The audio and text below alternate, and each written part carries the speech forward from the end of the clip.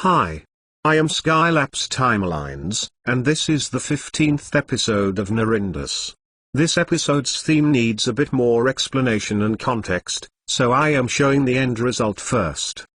Here in Northern Europe, there is quite a lot of small towns or large villages, that used to be central places some 100 years ago, when traveling still happened mostly by horse.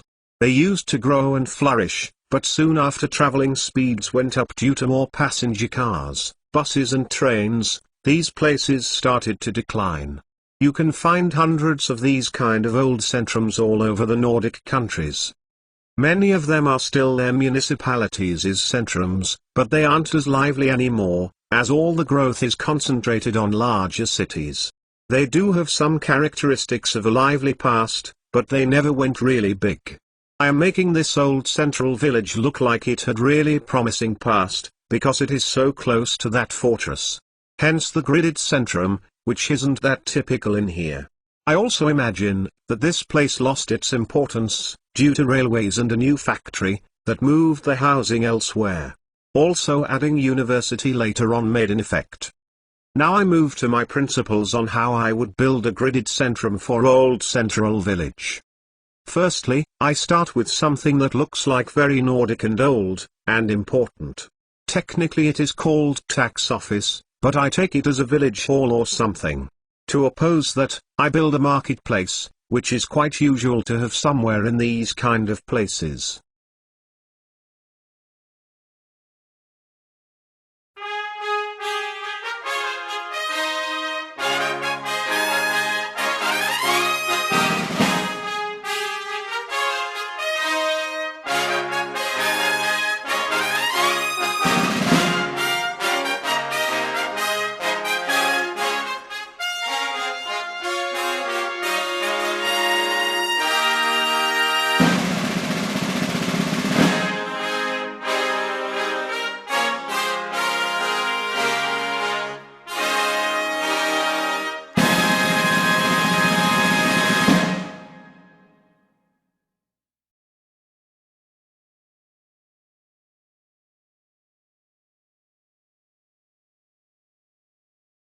I build the grid based on the size of the tax office. I build one square to surround all of them. That is quite a large grid, but that's okay. Then I should add some services in here. I chose firehouse, police station, medical center and elementary school. I also chose those more old, European-looking versions of each. I also chose some services to be built outside of the grid, but that's for the next episode.